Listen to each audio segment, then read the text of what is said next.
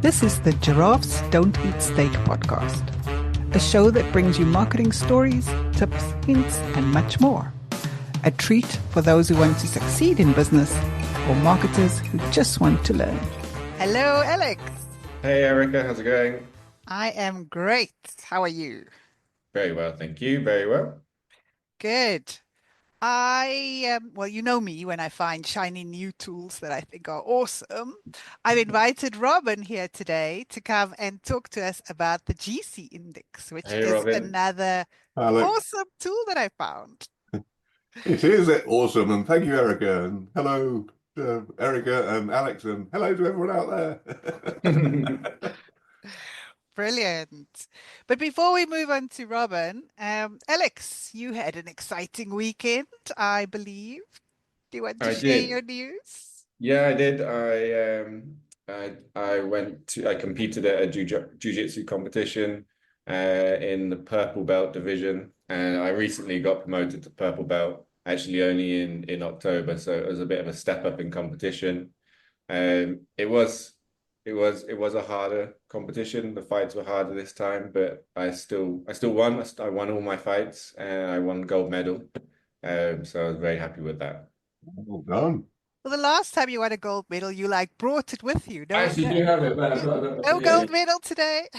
Yeah, I've got one here. There we go. Oh, there we go. Is it real gold? Gold? This is my gold medal I got. Ah, very cool. Wow. Robin wants to know if it's real gold. Maybe Um, don't say that in case someone's watching and knows where you live. yeah, probably won't.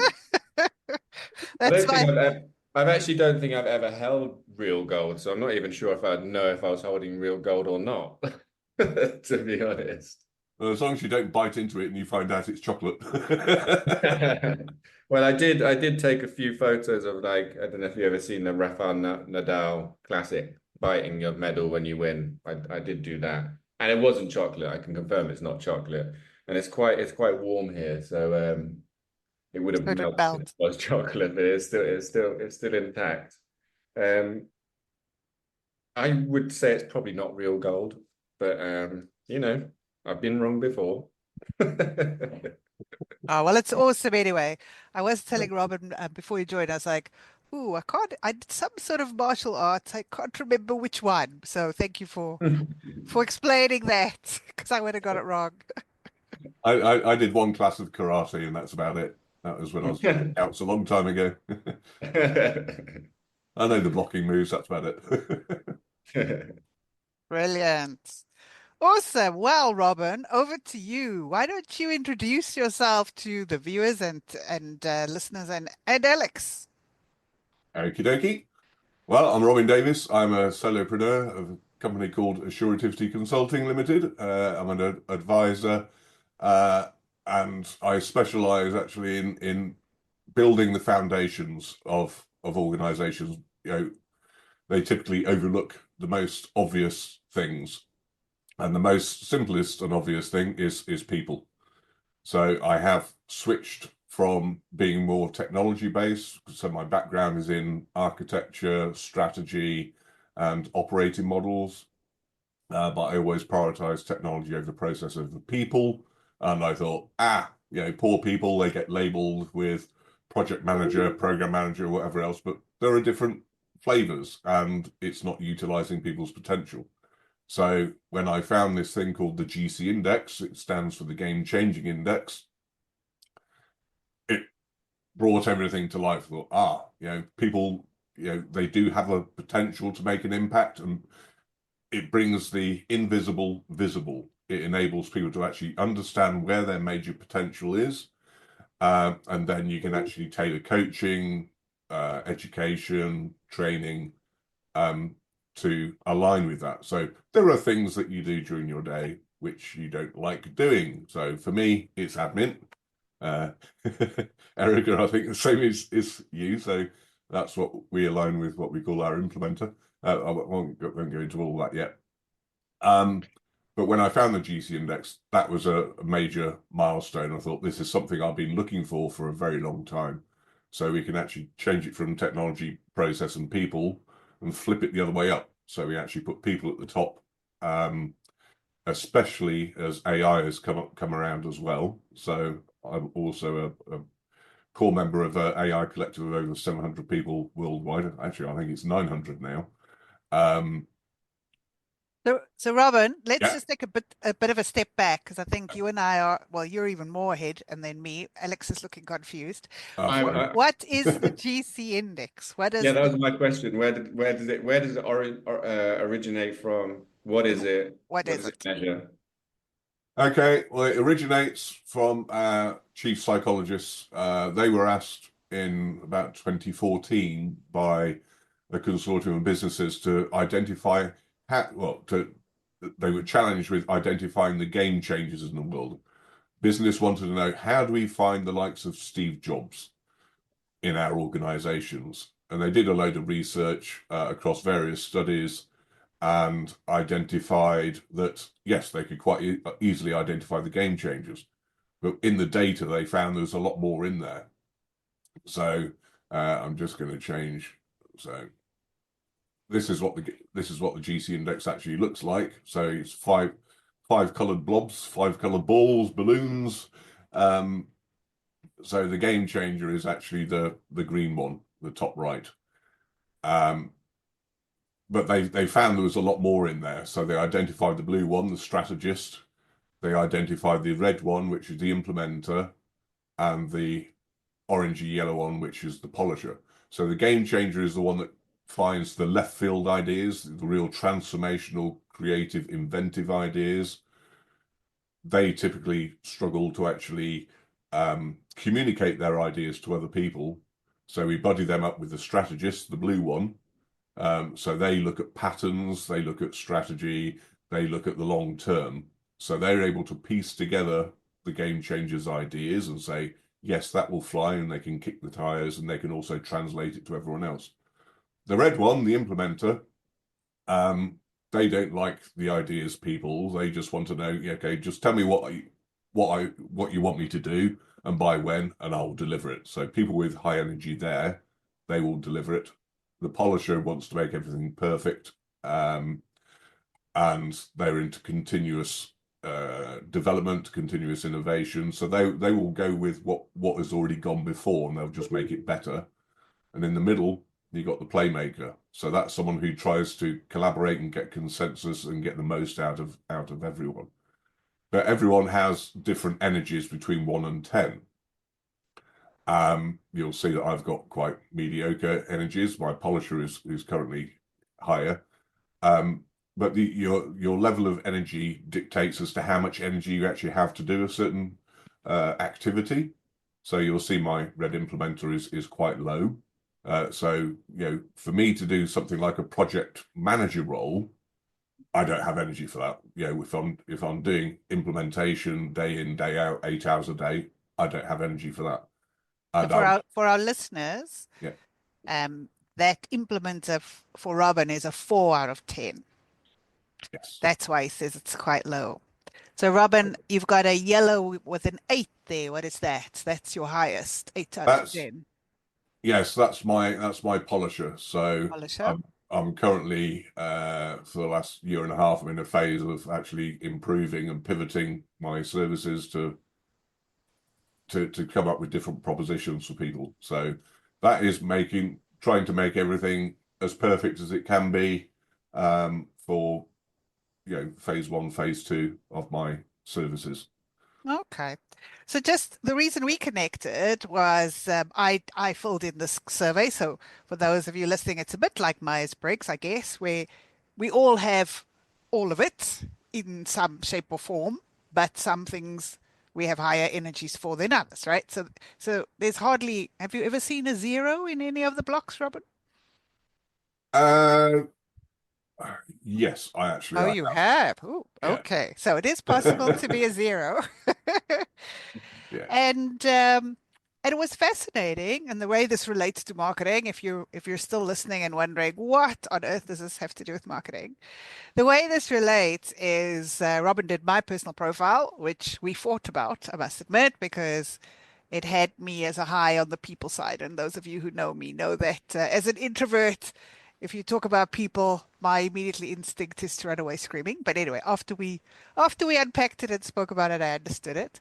But then he ran our website, the Marketing Detective website, through his GPT and showed that the wording that we were using on the website is showing a completely different profile to what Alex, you and I intend. And so from a marketing perspective, that's where my little ears perked up because we often write copy, especially if you're writing your own copy or you're getting a copywriter to write it, with an interpretation of what we think we're saying. And actually, this was such an awesome tool to go and say, well, what are you actually saying? So for real example, as marketing detective, Alex, we came out high on implementer. Mhm. And both you and I are bad at implementing.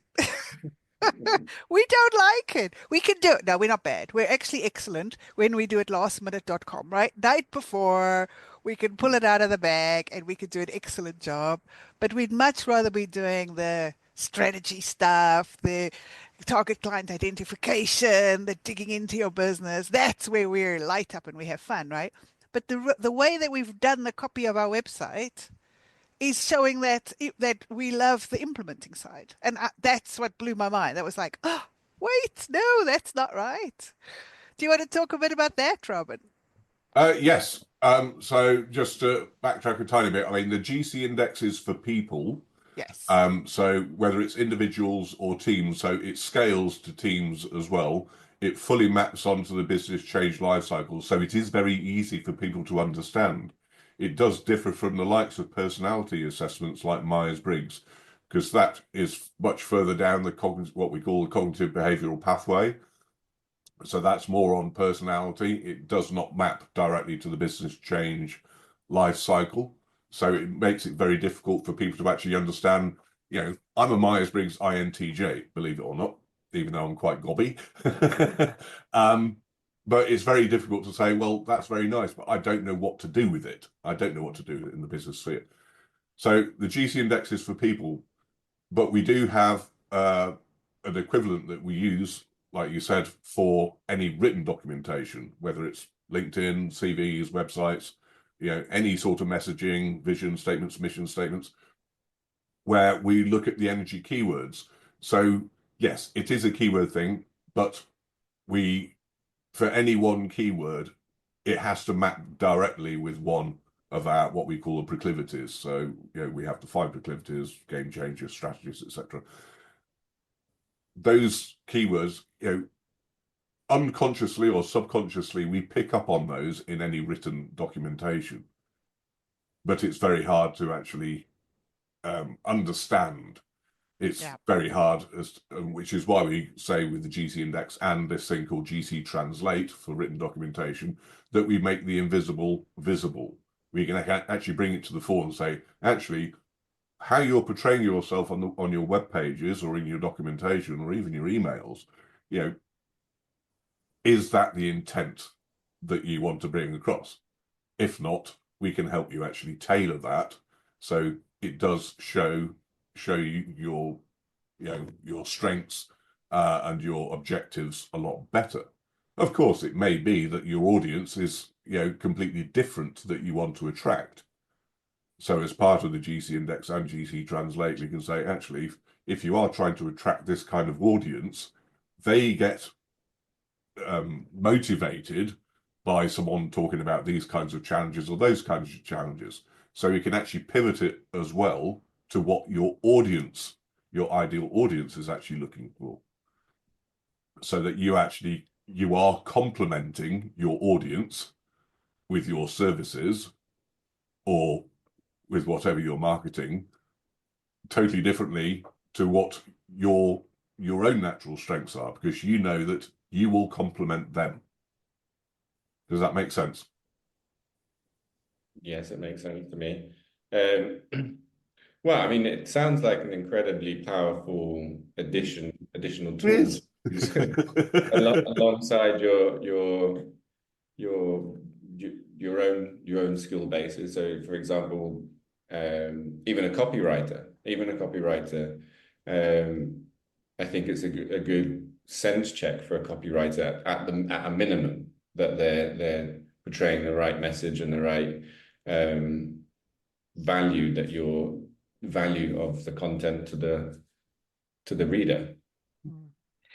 I mean, I just to give you one example, when we released GC Translate in beta, I did actually have a look on LinkedIn, and I looked for 3 CIO roles that were being advertised on LinkedIn. So it's just, a role spec as opposed to anything else. And I got 3 CIO roles. One was for the CIO of NATO, one was for the CIO of NICE, and one was for the CIO of the UK Post Office.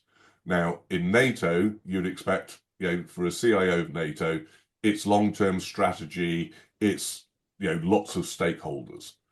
They got their job spec correct. They were looking, when we ran it through, it was coming up with a high strategist and high playmaker. And you think, that makes sense. For the CIO of NICE, the clinical excellence people, they obviously need to, because it's clinical excellence, they need to make sure everything is excellent before it comes out. So again, they had a lot of stakeholders, but they were predominantly polisher, so they wanted to make everything perfect, and a load of stakeholders, so playmaker.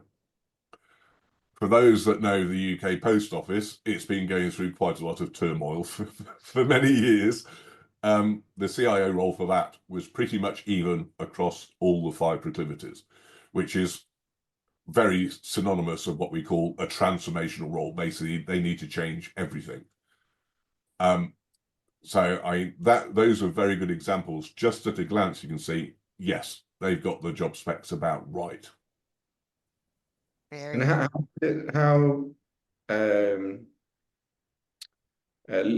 does it link certain words with? I mean, do you have a database of words per what do you call them, per profile?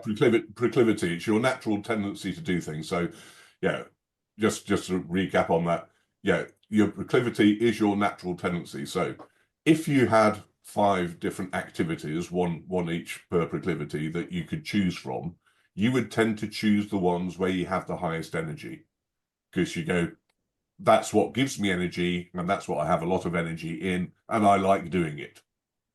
Where you have low energy, you try to avoid that activity because you don't want to do it. So, for us, it's admin. So you say, I can do it. I may be very good at it, but I just don't like doing it. So you'll avoid that. So yes, it's they're called proclivities. It's your natural tendencies. And my actual question though was how does it if you're scanning a website, and you have lots of different terminology and keywords in there, does the tool, the index, have a database of words per profile? What do you call those? What do you call each one of those? Proclivity. We call them proclivities, but yes, we do have a database, and it's always been built up. So it's not just individual words now; it is combinations of words. So anything like transformation or inventive, that is obviously game changer. Anything that says delivery, that is implementer.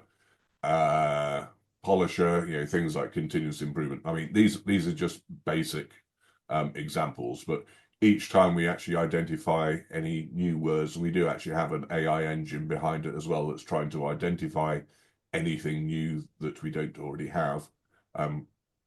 It will flash those up and say, I think this maps directly to such and such a proclivity, and our psychologists will then go through it and say, actually, yes, this is purely for that one proclivity.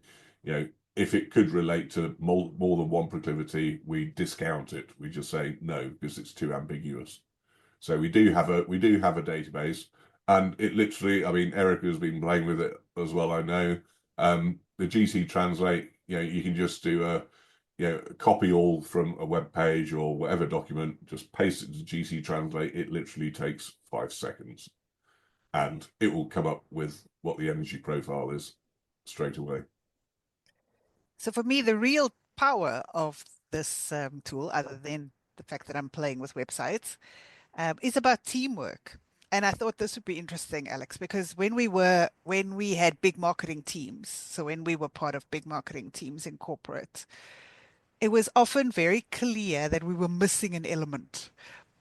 You know, and even though we liked everyone, we tried really hard to only recruit people that we liked in our teams.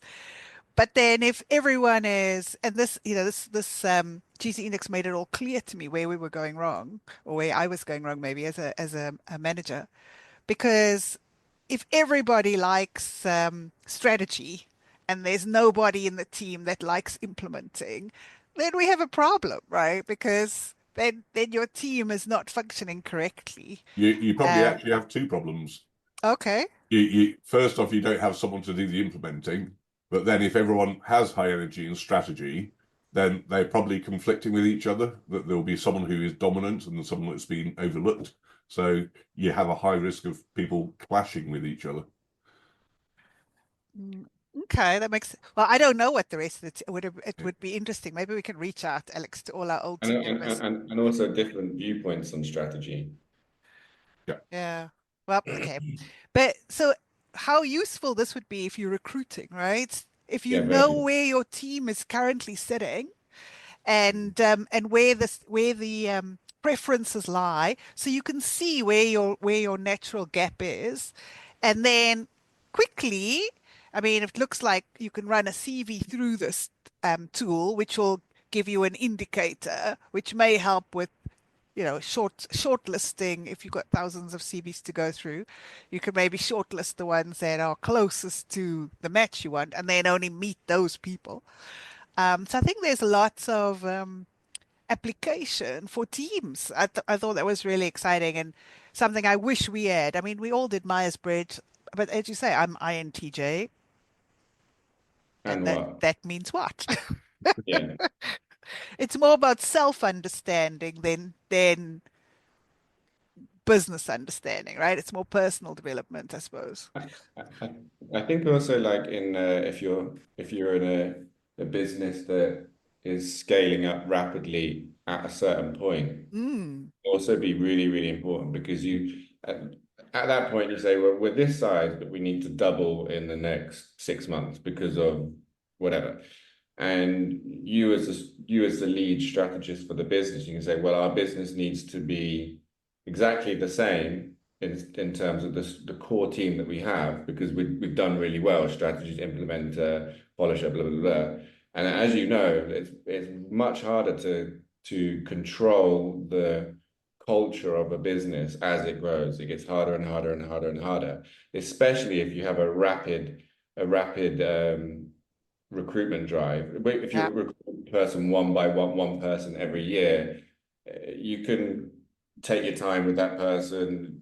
If they don't fit, they can leave and another one person come in. But if you need to recruit 30, 40, 50 people in 6 months, this takes kind of a lot of the legwork out of really trying to identify the people and doing the trial and error that you can do naturally over a longer period of time on a slower recruitment drive. And Yeah, and reduce your risk, right? Reduce the risk of getting them. Because if you're a strong strategist, in your example, Alex, of a startup, if you hire another strong strategist, it's probably going to be war from day one, right? Yeah, yeah, Which is just detrimental for everyone's peace of mind.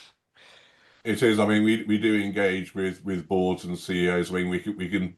I've got a couple of case studies, not the ones that I did, but ones that our chief psychologist did, um, where you can actually see recruitment bias. That the Mm, CEO and the board, they actually have a very similar profile, um, relatively between each other. They go, you've actually recruited in your own likeness.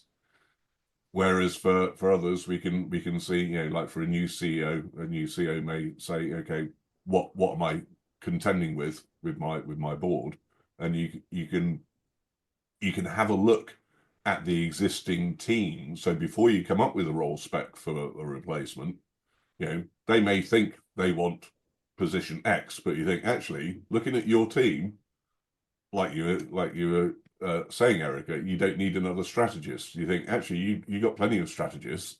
but what you are missing is an implementer. You need someone with a very strong implementer. And there may actually be someone latent within the team that has high energy, may not be trained sufficiently or whatever else, but they do have a natural proclivity, natural energy that is being overlooked. They may be doing some other role or activity that they don't like doing. They may be demotivated. They may be looking to leave, which gives you another headache because you're going to end up with someone else that you need to recruit.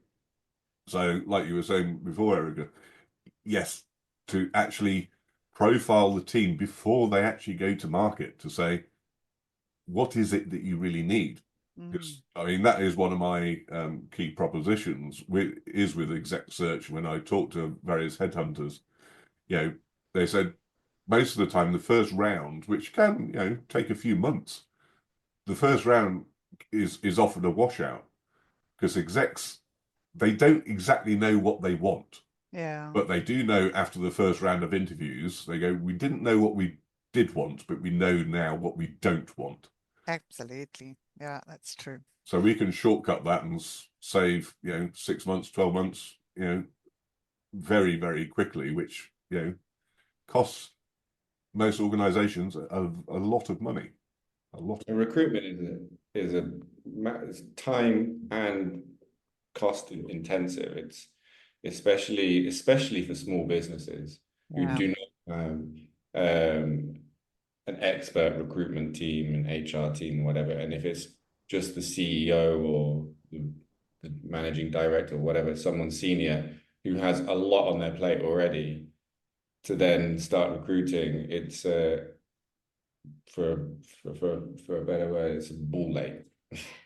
Yeah, I mean, especially if you got everyone else compensating for that empty seat, you got the empty seat syndrome. I mean, when I went through sort of cost benefits analysis, let's say for a £100,000 job, it actually costs an organisation about £250,000 Wow. to actually recruit someone. In terms of time, in terms of the empty seat syndrome, and all that time you're actually probably burning out other people who are compensating for that empty seat. Yeah. It's just, I know whenever I've been recruiting, I just think, oh no, I don't have to recruit again, do I? Because I know how strenuous it is and how time consuming it is. And I suppose it becomes a vicious cycle if you've messed up. So if you've gone through all that effort of recruiting and ended up with the wrong person, a lot of people hold on to that thinking, no, I'm just a little bit more time. I just need to give it more time. You don't move fast enough to get rid of them. And then when you have to start again, when you finally gone through the effort of getting, then you're even further behind than when you started because now you're demotivated on top of it and doubly anxious not to make the same mistake. But actually, then you're looking even harder for people like you because you're like, well, if this person was more like me, they would have fit in, right? So then it's even more important to have a view of what the skill is or what the passion is that's needed. I also liked your idea. I hadn't thought about this until you mentioned it, of just basic performance, right? Because if someone is in the wrong job, and actually this week I was talking to someone who spoke about someone who started in their office as the cleaner and within 6 months is now running the office because he spotted a skill.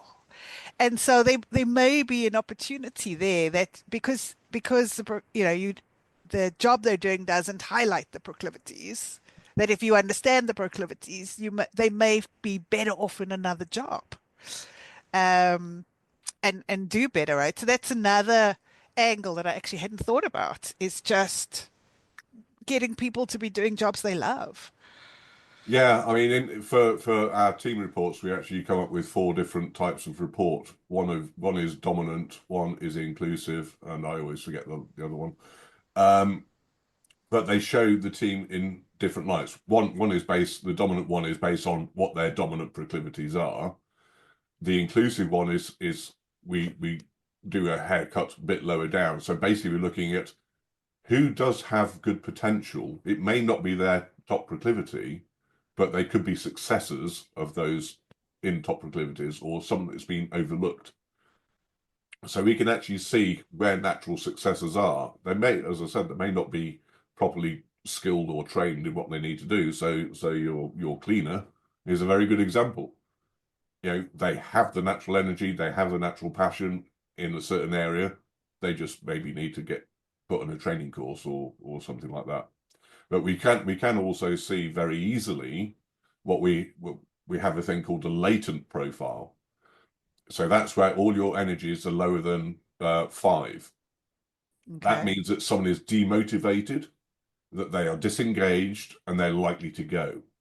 Ah. So we can see that very easily and then take them through coaching, a bit of confidence building and everything else, and then get them to do their profile again. And that's when you start to see their natural energies come back. Awesome. Wow, wow. So, yes, Alex, that's my latest shiny tool that I'm loving. I think from a few angles, as I said, finding out more about me personally was awesome. So I do encourage people just to reach out to Robin and get your personal profile done and have a look. Finding out what our website or my LinkedIn profile is saying, which is wrong, and I'm busy fixing that. So making sure it says what I want, but also from teamwork and just making sure when you recruit, when you're working with a team, that you're understanding where people are and how you can bring out the best in them and the best for delivery of what you need to perform, right? Just another angle. I was thinking if you're, I don't know if this works or not, but if you're a company and you have a project that you have a project and you are doing an RFQ, for example, so lots of companies are bidding for your work, is it something that you can use as a preliminary kind of sense check of understanding what the skill sets are in those businesses as part of their pitching for your project? Well, I mean, you can certainly see the motivation. I mean, it is different to skills. I mean, we have an equation that impact equals your GC index potential plus skills plus or minus personality. I mean, you may have the best potential in the world, but have a toxic personality. So that can all impact your impact. Um, so we are careful that we don't necessarily talk about skills. But in terms of the RFQ, then yes, you can certainly you can run that through the GC Translate, and you can have a look at the different motivations of what they're looking for. The better one would be to actually, have a look at the if at worst, the LinkedIn profiles of who the client is, or ideally look at the GC index profiles of who the client is, so you can actually work out, what their motivational styles are, how to best engage them, and what they're looking for. We can infer that from, let's say, the RFQ to say, okay, there's lots of sort of words here which shows that they are more of an implementer. So if we need to put a response in which is more implementing, more direct, saying about exactly what we do, than anything else. Yeah. Brilliant. Nice one. Robin, if anyone is really interested in getting in touch with you, having their profile done, running their teams through this, how do they do that? Well, they can find me on LinkedIn. So I'm Robin Davis without an E, Davis. My LinkedIn URL is blah blah blah / Robin Davis 22. You can also find me at assuritivity.com. Now that's a bit of a mouthful, but think of assurance and productivity squished together. So it's Alpha, Sierra, Sierra, Uniform, Romeo, Indigo, Tango, Indigo, Victor, Indigo, Tango, Yankee.com. Yeah, it is a mouthful. Or you can, get in touch with you, Erica, and you can pour them through to me. Always, always. You can always reach me and I will definitely refer them. Or Alex, of course. We do have quite a lot of GC partners like me actually in Colombia. Oh, there we Yeah, go. they had a big shindig a few weeks ago, and I did a whole suite of different AI prompts for the GC index for them because they're trying to get onto the AI bandwagon. So Oh, you missed out, Alex. You could have had a party. Alex, any last questions, thoughts on the GC index? No real questions, but I think it's a very powerful tool, and from many different angles, from recruitment to pitching to presenting yourself to finding out a little bit more about another business client or potential partner. So I think, and of course your team, optimizing your team. I think it's a very well-rounded tool that I think can help you in many aspects of the business. But yeah, no real questions. It does. I mean, just as a final point. I mean, anywhere where there is people, which should be everywhere, we can add value. So Yeah. even during an actual change program, if you've got different phases in the change program, we can actually help you make sure that you have the best team up there or involved in team meetings at a certain stage. So, like at the beginning of a project or program, you want the ideas people there. You don't want the implementers there because they just get frustrated and just say, I'm just wasting my time. And that brings everyone down. So, we can tailor the necessarily stakeholders in a change program quite easily. And maybe in 20 years' time, when we have AI robots everywhere, we'll need to develop a GC index for AI personalities. Well, funny you should say that, because what I haven't said is we have a junior equivalent of the GC index. It's an offshoot called the Young People Index, which we do use in schools. So we use it for the teachers, we use it for the kids, we use it for parents and kids. But certainly since the pandemic, there's been a lot of children, certainly in the UK, that have, and certainly in this volatile world that we're living in, especially with AI coming along as well now, that they have high anxiety and low confidence. Just what we do with the Young People Index, it is showing them where their potential is. It is boosting their confidence, diminishing their anxiety so much, so we can actually tailor it.